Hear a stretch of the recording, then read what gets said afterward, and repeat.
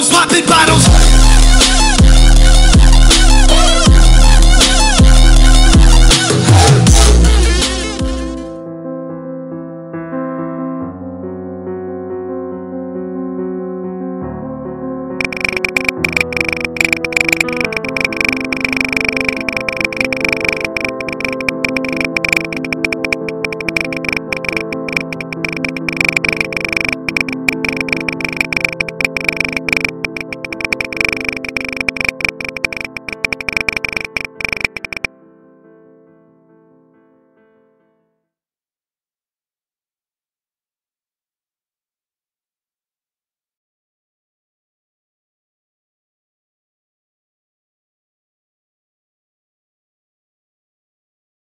Commander says his troops are now within hours of entering the city of Mosul. You can see them here approaching the eastern city limits, and we've learned the civilians stuck inside Mosul can see them too. Some of them are already fighting back. Witnesses telling CNN 4 ISIS militants have been killed by resistance fighters in an outdoor market. This is happening after months of already fierce fighting, and an even more intense battle could begin within the city at any time. Nick Payton-Walsh has been embedded with U.S.-trained Iraqi Special Forces. Hi, Nick. Carol, we're seeing the noose tighten slowly around the city. It won't be that well sealed to some degree, but we'll see a lot of Iraqi special forces now nipping at the edges of the city limits. One area, Gogjali, seems to be part of their focus here. That is Mosul city proper, and residents inside that area reporting hearing gunfire, clashes, and even airstrikes too, as civilians also move out from there, fearing what may be coming down the road. Now, we saw ourselves the kind of intensity of the clashes between those special forces and ISIS at the front line just a couple of days ago. The ISIS just beyond the berms. The incoming is from behind it. A truck that pops up, opens fire and vanishes. ISIS less than a kilometre away, firing at Iraqi Special Forces position. This is a constant day in, day out.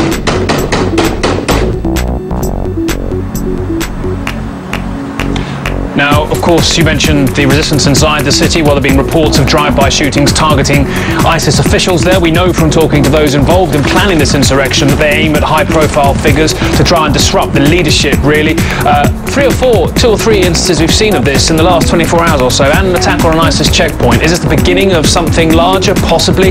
It certainly seems to match the timing of Iraqi forces reaching the city outskirts. Be in no doubt, though, Carol, this will be long and messy. It's a huge city, formerly of 2 million, 1.2 million thought trapped in and around it at the moment.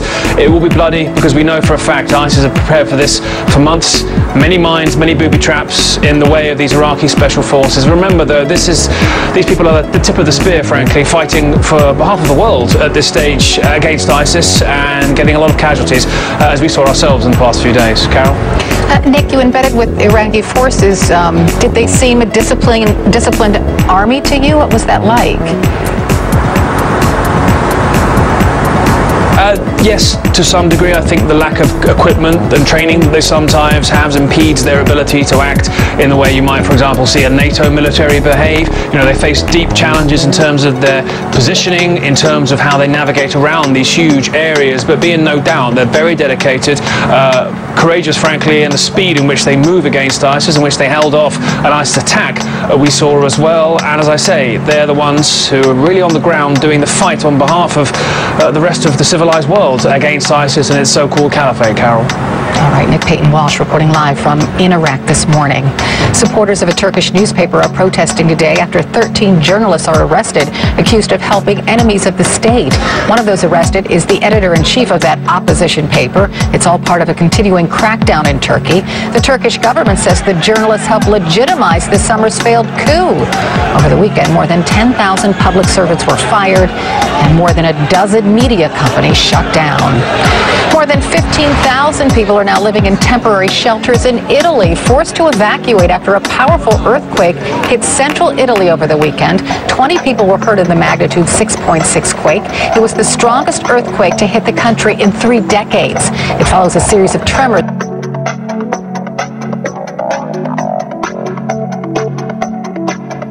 that have shaken central Italy since last Wednesday, and another earthquake that killed nearly 300 people back in August. Still to come in the newsroom with... Where will the lead take us today? Straight to the source. Would Israel be willing to go along with those demands? To a side you haven't seen. That smells a young man's game. All the way to the heart of a problem. What is going on in Ferguson, Missouri, in downtown America? Maybe all the way to the president. Do you think you were naive back then? The Lead with Jake Tapper. Weekdays at 4. It's very, very frightening. You made it outside safely. How much damage is there to the town that you are in? What have you been seeing? What have people been saying? I've seen like the sea. We're very near to the sea. We saw the sea coming on the beach, also overpassing the umbrellas and all the sets. So we just saw that and the building shaking. So we mostly heard and felt the earthquake. Then we saw damages. So we know a lot of people are under collapsed buildings. So it is a very terrifying situation. So we also heard about mayors of the cities like Amatrice who were crying on the phone asking for help because the town was completely gone, and he said like the town does not exist anymore. So that's it. An incredible tragedy. We're hearing that the roads in the area are very small, that they're made of stone. So if there's concern that some of the roads, it's going to be difficult to get through them, that they may be blocked. What can you tell us about the conditions of the roads where you are? We saw a lot of cars going through the night and the morning, and a lot of people were going to the center, but I don't think they got anywhere because a lot of roads were closed because the earthquakes were going through, and it was safer to take a place and stay there. Also, a lot of cars which were going to the center stopped because the car was shaking also with the aftershocks, and they stopped like screaming and were like, no, we can't go anymore. And a lot of people tried to go out of the city, but usually this is a safe place, but we heard it very well, so. Eleonora Romandini, thank you again for joining us and just sharing a little bit of what you went through. It sounds very, very terrifying. Do stay safe at this very difficult time. Thank you for speaking to us here at CNN. We're going to have much more on the breaking news of a 6.2 magnitude earthquake in Italy when we return. Do stay with us for all the latest details.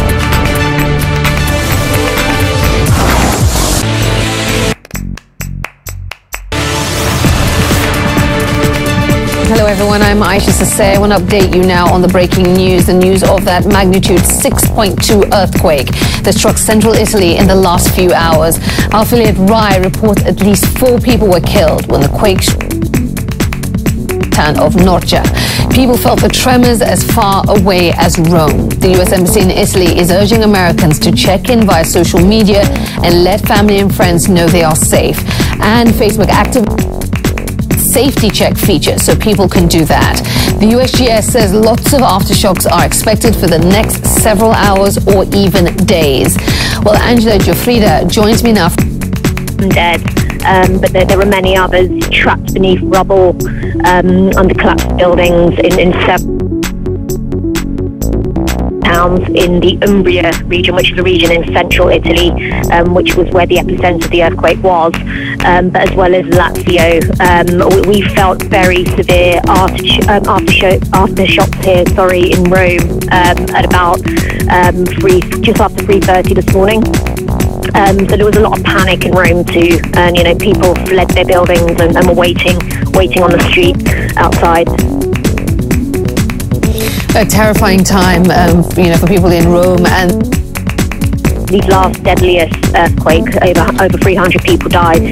So of course there's lots of panic and concern here. are small towns in areas. I hear that the town of Amatrice in Rome, the access roads have been blocked, so which has made it difficult straight after the quake for the emergency services to reach the town. But from what I can see and from the reports coming in now, emergency services are on the ground in the areas worst affected. All right, so you're hearing that the emergency services quake. I can't really answer that question, but from what not being there, but from what I know, it seems to me that these, Thank you so much for joining us on the line from Rome and just bringing us up to date with the very latest that you're hearing from the quake zone. Thank you so much. Stay safe. Thank you very much. Bye-bye. Well, we will, of course, continue to follow the situation there in Italy in that quake zone. But for now, we want to turn to a situation in North Korea. North Korea has test-fired a submarine-based ballistic missile, and the South says it shows improvement compared to previous tests. It's the latest in a series of missile launches raising concerns in the South. Well, Ripley joins us now from Seoul with more. So, well, according to South Korean officials, this missile launch shows some improvement in technological capabilities. What are we learning about the launch? Well, remember those pictures that we saw, the dramatic video of that missile launch back in April from a submarine that North Korea touted as a huge success. That missile traveled, 30 kilometers, Aisha, compared to 500 kilometers, the missile that was launched before dawn. Missile. If North Korea is able to get a missile that not only can go the distance but also accurately hit a target, this greatly expands their ability to strike not only targets here in South Korea but also U.S. military assets throughout Asia Pacific, even potentially getting a submarine right up next to the U.S. mainland and launching a missile from there. So that, along with these launchers and the intercontinental ballistic missile with a miniaturized nuclear warhead, are near the top of the North Korean leader Kim Jong-un's most wanted weapons list, and it seems as if they have gotten at least one step closer, which, by the way, is happening as the U.S.-South Korean annual military drills are underway. They started on Monday. It's always infuriating for the North Korean regime when you have U.S. and South Korean troops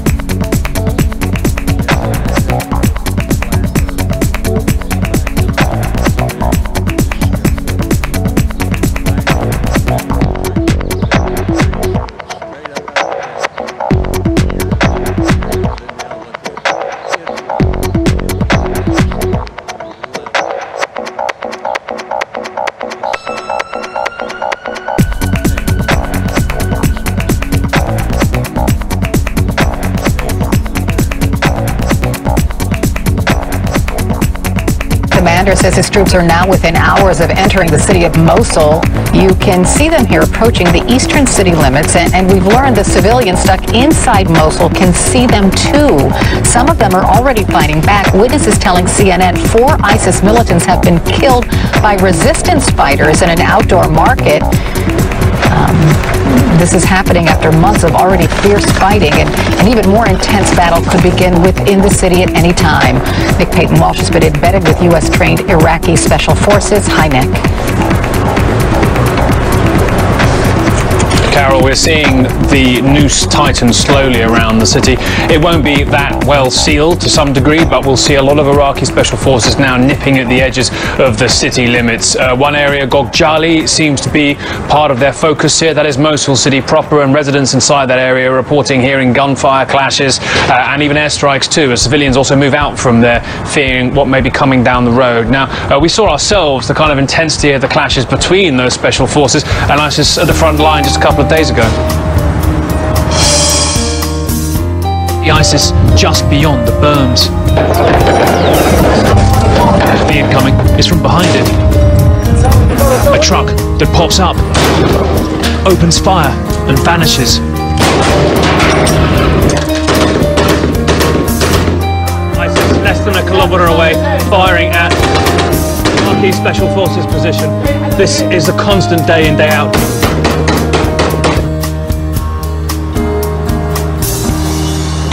Now, of course, you mentioned the resistance inside the city. Well, there have been reports of drive-by shootings targeting ISIS officials there. We know from talking to those involved in planning this insurrection that they aim at high-profile figures to try and disrupt the leadership, really. Two or three instances we've seen of this in the last 24 hours or so, and an attack on an ISIS checkpoint. Is this the beginning of something larger? Possibly. It certainly seems to match the timing of Iraqi forces reaching the city outskirts. Be in no doubt, though, Carol, this will be long and messy. It's a huge city, formerly of 2 million, 1.2 million thought trapped in and around it at the moment. It will be bloody because we know for a fact ISIS have prepared for this for months. Many mines, many booby traps in the way of these Iraqi special forces. Remember, though, these people are the tip of the spear, frankly, fighting for behalf of the world at this stage against ISIS and getting a lot of casualties, as we saw ourselves in the past few days. Carol? Nick, you embedded with Iraqi forces. Did they seem a disciplined army to you? What was that like? Yes, to some degree. I think the lack of equipment and training they sometimes have impedes their ability to act in the way you might, for example, see a NATO military behave. You know, they face deep challenges in terms of their positioning, in terms of how they navigate around these huge areas, but be in no doubt they're very dedicated, courageous, frankly, in the speed in which they move against ISIS, in which they held off an ISIS attack we saw as well. And as I say, they're the ones who are really on the ground doing the fight on behalf of the rest of the civilized world against ISIS and its so-called caliphate, Carol. All right, Nick Payton-Walsh reporting live from in Iraq this morning. Supporters of a Turkish newspaper are protesting today after 13 journalists are arrested, accused of helping enemies of the state. One of those arrested is the editor-in-chief of that opposition paper. It's all part of a continuing crackdown in Turkey. The Turkish government says the journalists helped legitimize this summer's failed coup. Over the weekend, more than 10,000 public servants were fired and more than a dozen media companies shut down. More than 15,000 people are now living in temporary shelters in Italy, forced to evacuate after a powerful earthquake hit central Italy over the weekend. 20 people were hurt in the magnitude 6.6 quake. It was the strongest earthquake to hit the country in 3 decades. It follows a series of tremors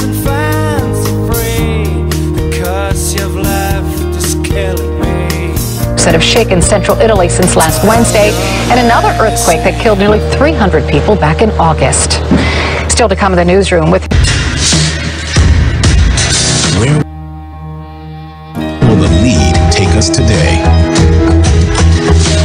Straight to the source. Would Israel be willing to go along with those demands? To a side you haven't seen. That sounds a young man's game. All the way to the heart of a problem. What is going on in Ferguson, Missouri, in downtown America? Maybe all the way to the president. Do you think you were naive back then? The Lead with Jake Tapper.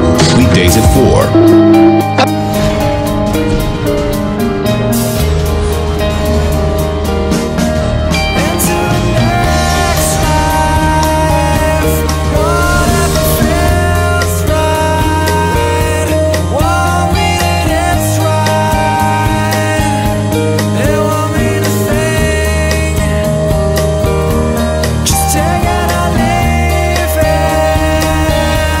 Are you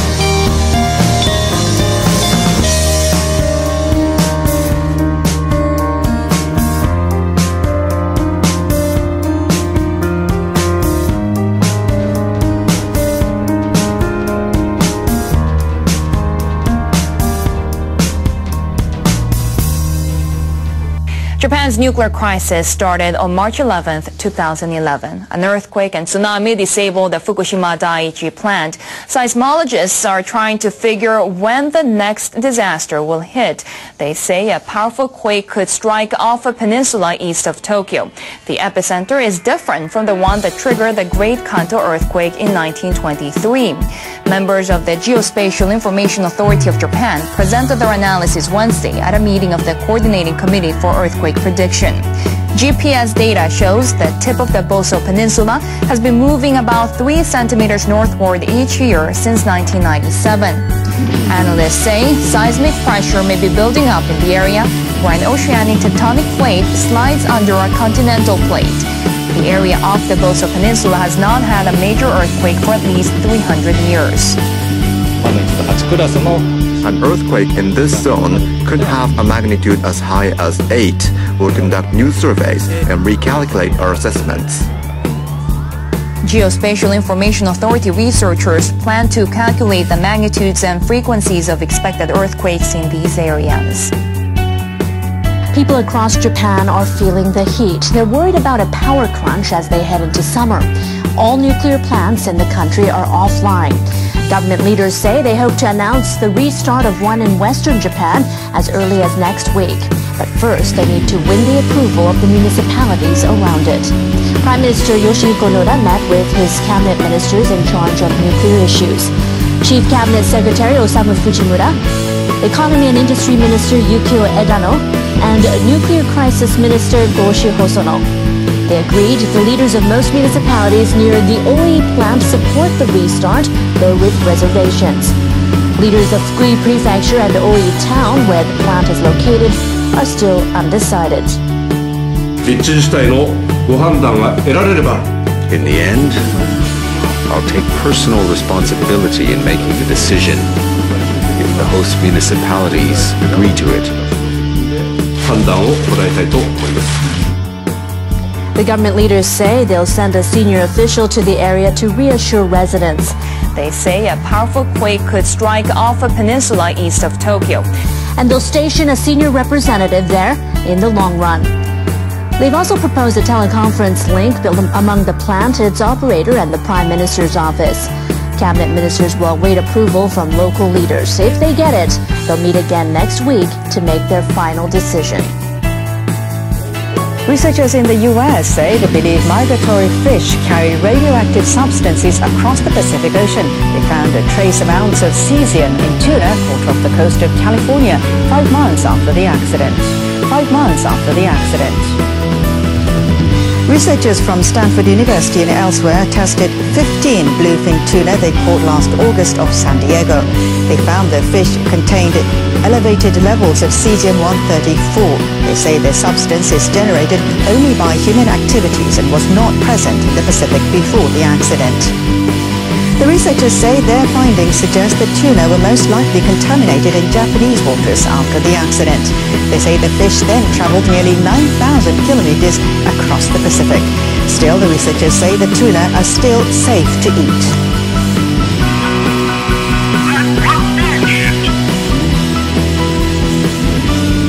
Japanese scientists say radiation from the March 11th disaster took just 40 days to spread around the world. Researchers from Fukushima University measured the concentration of airborne radioactive substances near the Fukushima Daiichi nuclear plant. They took daily readings starting about 2 months after the disaster. They say the measurements rose and fell in 40-day cycles. The overall density had declined by around 85% by March this year. Professor Akira Watanabe directed the research.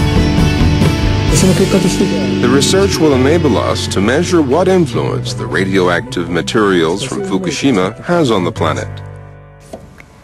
Watanabe says the results of the study can be applied to any other country or region. Well, for post-Fukushima consumers that are worried about radiation, a personal Geiger counter could soon be as close as your cell phone. Major Japanese phone carrier SoftBank is releasing a smartphone this summer that has a built-in radiation counter. SoftBank made the announcement on Tuesday at a launch event for new products. The firm says a simple touch of the screen can let users measure the radiation around them in just about 2 minutes. Users will be able to save the readings along with location, and they can also refer to past history. The release of the new phone comes amid growing health awareness, particularly among mothers that have small children.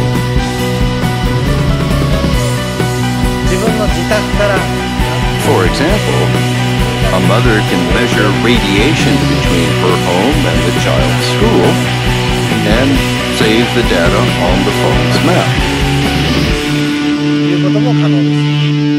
Son says he wants to reduce monthly charges for handsets. Industry observers say SoftBank's latest move will further intensify competition among carriers to boost smartphone sales.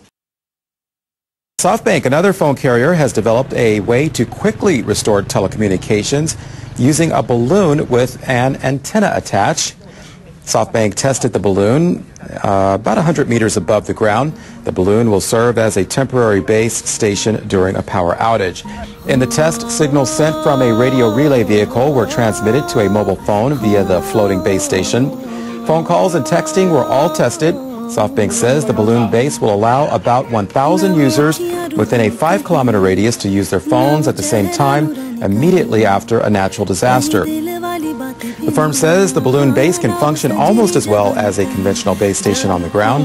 SoftBank is planning to produce more of these antenna balloons and is also considering sharing the technology with other telecom firms. Japanese authorities expanding their investigation into what a Chinese diplomat was doing in Japan. The agriculture minister says the ministry staff will look into reports the former member of China's intelligence services may have been involved in an export project. They'll check for intelligence leaks. Police wanted to speak with the diplomat. They suspect he obtained a registration card for foreigners illegally. He rejected their request for an interview and left Japan last week. Agriculture Minister Michihiko Kano says he may have met the diplomat somewhere, but he says he can't remember in what capacity they met. Kano said he would appoint a panel to investigate the diplomat's involvement with a ministry project to export produce. U.S. researchers say new satellite images show Iranian authorities are doing more to clean up evidence of their nuclear weapons development program. The Institute for Science and International Security released photos suggesting the country is going out of its way to prepare for international inspections. The Institute published images of a military facility near Tehran where the suspected weapons development took place. A satellite took the pictures last Friday. Researchers compared the latest images with those taken in early April. They say 2 buildings have been demolished. They argue that's where Iranian scientists carried out experiments involving powerful explosives used in nuclear weapons. The researchers also say the satellite photos show evidence of Earth displacement and the movement of heavy machinery. The release of the photos follows a meeting last week in Vienna by the International Atomic Energy Agency. IAEA authorities said Iranian workers have been scraping away soil in a bid to clean up the site.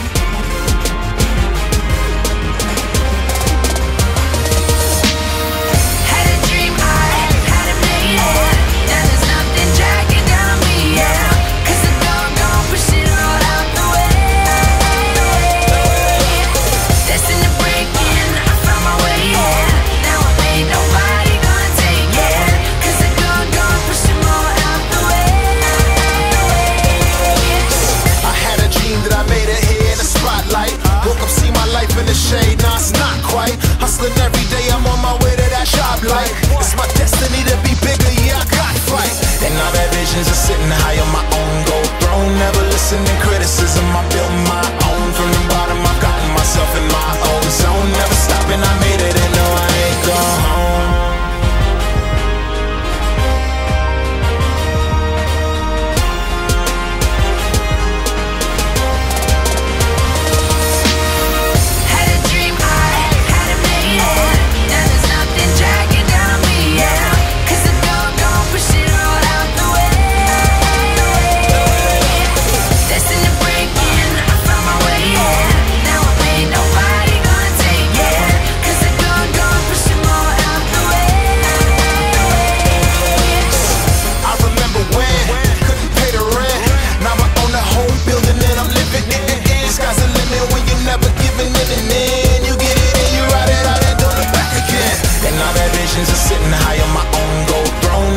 And criticism, I built my own. From the bottom, I've gotten myself in my own zone. Never stopping, I made it and no, I ain't gone home.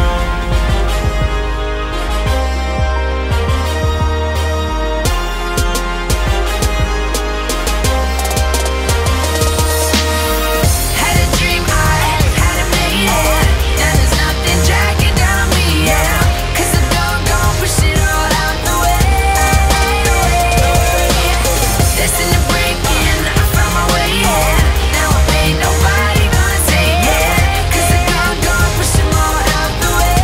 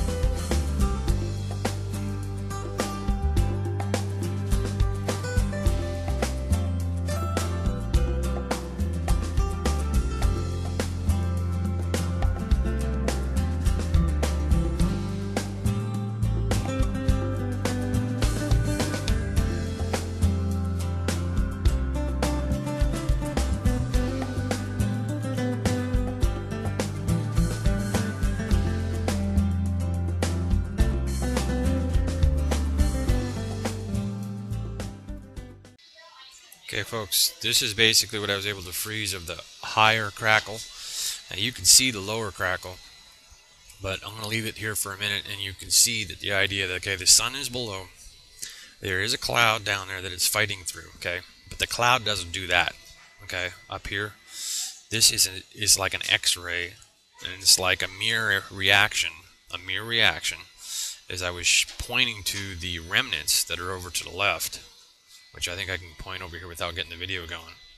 But you can't miss this here, which is getting X-rayed or basically flashed, mirrored light of a bunch of stuff between, more than likely, Jupiter's way up here, way above the line, because Jupiter comes out at like 3:07 Hawaii Standard Time, 1:07 p.m. UTC time, GMT, but it's 3:07 a.m. Hawaii Standard Time is about when Jupiter rose. So basically, this is a stunning example of what we're getting from mirroring. There is objects that are mirroring, and as you know, that basically it is something between, and possibly this could be the baby blue Kachina right here, or the Nibiru, or it could be that mass 50 or 55 or mass 48. It's a mass of some kind, and it's crystal-like and mirroring, because I'll show you really quick. I can go back, and they are cutting out. They don't want you to see this because they blink this out of the video. And they also blink the idea that the sun is trying to fight its way through that cloud. And I also showed you basically, like here at the 1254 mark, you can see the supergiants, and then the idea, okay, as we go through here, if you look at the little deal, I was playing it, and then the idea, okay, the sun's and the supergiants is coming up, and then the sun's got to fight through that cloud, and then it gets hidden behind again, and then it's the supergiants, and then it's the sun, and then the sun fights it out, and then it ends up giving us this mirror action that we'll sit here and we'll just go ahead and hit play down here, just playing back the feed of the video, and I was showing you the actual factual of the mirroring.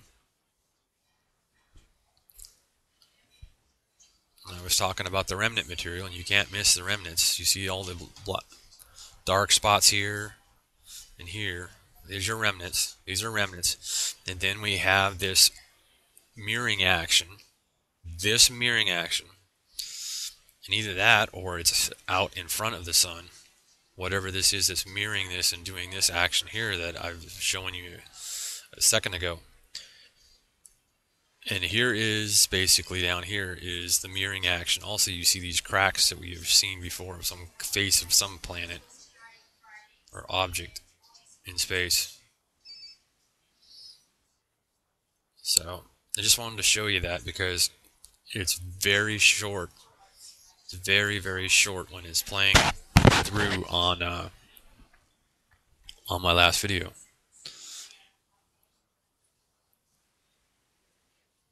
And then here's where I show you the crackle down on the bottom. I was able to freeze it again, I think. But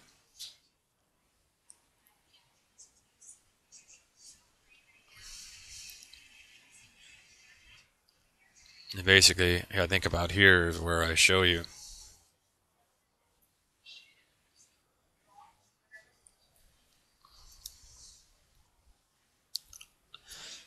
That's where I was talking, where it was jammed up, and then here we're going to get that. You should be able to see the crackle on the bottom,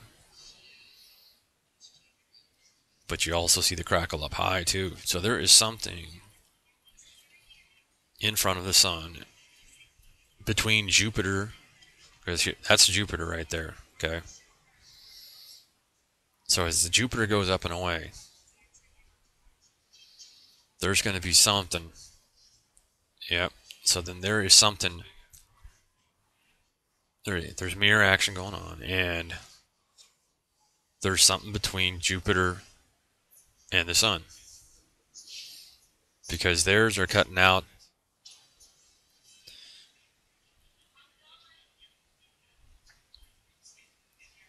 They're cutting out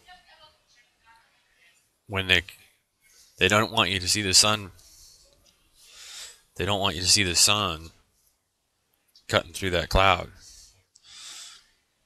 And then this is where basically you ended up seeing what I found, because basically it's kind of blinked out pretty good. It's hard to find. And there's the sun getting hidden by that cloud and having to fight its way out. And there's that spot again. See? So it basically, and then they chop it up around there when the sun comes up. Why?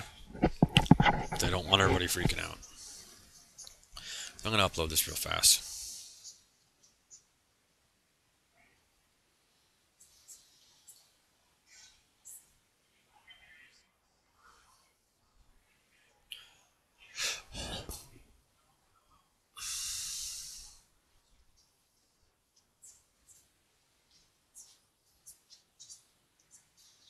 So,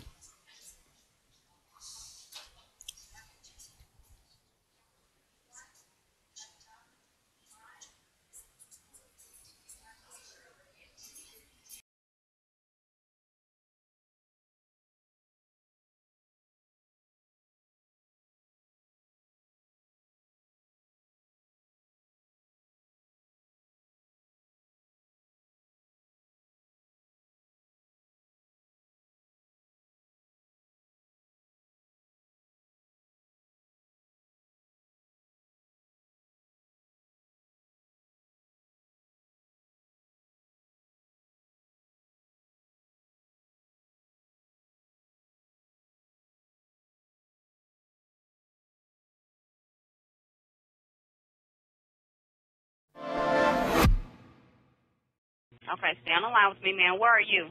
I'm in the front office. Oh, he just went outside and started shooting. Okay. He said he don't care if he died. He don't have nothing to live for. And he said he's not mentally stable. He said he should have just went to the mental hospital instead of doing this because he's not on his medication. Okay. Okay, let me ask you this, ma'am. He didn't hit anybody. He just shot outside the door. If I walk out there with him, so they won't shoot him or anything like that, he wants to give himself up, is that okay? And they won't shoot him? She said, hold on one moment. Okay, she said, hold on, and she's going to talk to the police officer, and I'll go out there with you. Well, don't feel bad, baby. My husband just left me after 33 years. And you let me know what we need to do. He wants me to go on the intercom and let everybody know that he's sorry, okay? Okay. Okay, hold on. Okay, we're not going to hate you, baby. It's a good thing that you giving up, so we're not going to hate you. Okay, he on the ground now with his hands behind the back. Tell the officers don't come in with any gun, no come in shooting or anything, so they can come on in, and I'll buzz them in. Okay. So just stay there calm. Don't worry about it. I'm going to sit right here so they'll see that you try not to harm me, okay? Okay. It's going to be all right, sweetie. I just want you to know that I love you, though, okay? And I'm proud of you. That's a good thing that you just given up, and don't worry about it. We all go through something in life. Hello? Yes. I'm telling you something, babe. I ain't never been so scared all days in my life. Me either. But you did great. Ooh, Jesus. You did great. Japanese scientists have shared more of their findings on what caused the Fukushima Daiichi nuclear accident in March 2011. They've concluded that the cause of the meltdown in one of the reactors was the tsunami. The scientists are conducting their investigation for Japan's Nuclear Regulation Authority. They released an interim report saying Reactor 1 lost its emergency power because of waves that hit the plant. Members of a Diet Commission suggested in 2012 the cause had been the earlier earthquake. The new report says data that showed up later indicate the arrival of the tsunami coincided with the loss of power. The scientists reject the Diet Commission's suggestion that the earthquake caused the meltdown by damaging the reactor's pipes. They say they'll continue their investigation and interview former members of the Diet Commission, then release their final report. A number of different panels have been trying to work out what went wrong at Fukushima Daiichi on March 11th, 2011. Experts appointed by Japan's Diet are the latest to release the results of their investigation. Their more than 600-page report outlines the failures the government and Tokyo Electric Power Company made before, during, and after an earthquake and tsunami disabled the nuclear plant.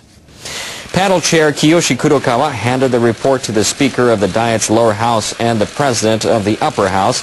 He and his fellow experts met 20 times since last December. Their report analyzes the underlying causes of the accident. It says that both the government and TEPCO missed opportunities to develop basic safety requirements.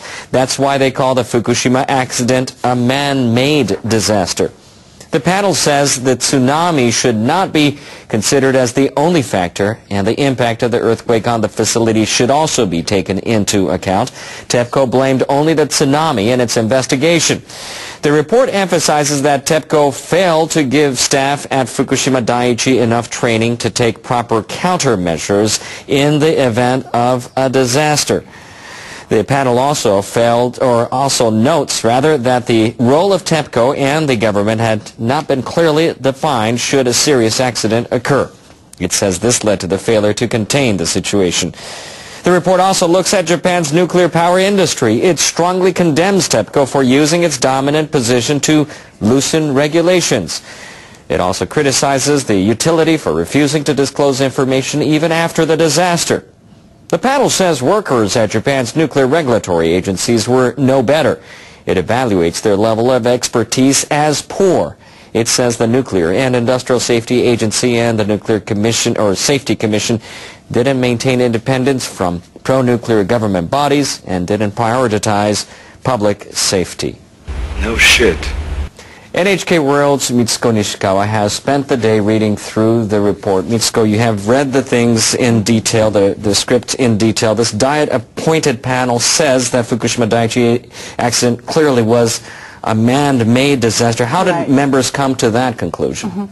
Well, they argue collusion between the government, TEPCO, and nuclear regulators caused the accident. They point out all three groups showed a lack of governance. And they say they failed to correctly develop the most basic safety requirements. For example, assessing the probability of damage and developing evacuation plans. They say the disaster could have and should have foreseen and prevented. They say the disaster could have and should have foreseen and prevented. Sometimes you gotta say, what the fuck? The report criticized then Prime Minister Naoto Kan and his office, saying their actions actually got in the way of efforts to respond to the disaster. Can you give us an example of what they did wrong? Well, the report says communication between Kan's office, TEPCO, and nuclear regulators was unimaginably disorganized. They didn't use technology that would have enabled them to talk in real time. And the experts say the lack of communication caused the Prime Minister to fly to Fukushima Daiichi to check on the emergency response. But they point out that this unprecedented and direct intervention took away the attention and time of on-site staff and confused the chain of command. The panel says this delayed the disaster prevention process. Now, the report isn't just critical of politicians and regulators. Panel chair points a finger at, out of all things, Japanese culture. Now, what sort of things did it say about that? Well, actually, panel chair Kiyoshi Kurokawa says Fukushima Daiichi was a made-in-Japan disaster. He says the fundamental causes are ingrained in Japanese culture. He cites reflexive obedience, a reluctance to question authority, a devotion to sticking with the program, and groupism. Well, Kurokawa says each and every Japanese citizen should reflect deeply on what really happened on March 11, 2011 to understand what really went wrong and to make sure similar mistakes aren't repeated. This Diet-appointed panel is made up of scientists and lawyers. What else can you tell about its members? Well, the panel included a citizen from the town that hosts Fukushima Daiichi. Reiko Hachisuka and her neighbors had to flee the accident. More than a year later, they still can't go home. She represented the tens of thousands of evacuees during the investigation. I felt we were left out by government and TEPCO officials as they worked disorderly without giving enough attention to us evacuees. Lawmakers should realize each proposal we suggested in the report. Okay, Reiko Hachisuka just said those proposals. What are they? Well, panel members included 7 proposals in their report. And they say the Diet members should set a third-party team to continue investigating the accident. They say they couldn't define how the accident developed into a more serious situation after the earthquake and tsunami hit the plant. They say time is needed to closely check pipes and indicators in the reactor buildings and containment vessels. Other proposals include revising nuclear regulations and the government's crisis control system. Every now and then, say what the fuck.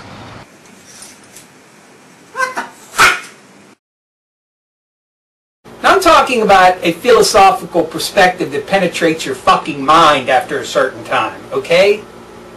It's a deep-seated form of cynicism that I have, because when I look around me and I see the utter atrociousness and the continued embracing of idiotic, lunatic, and insane ideas that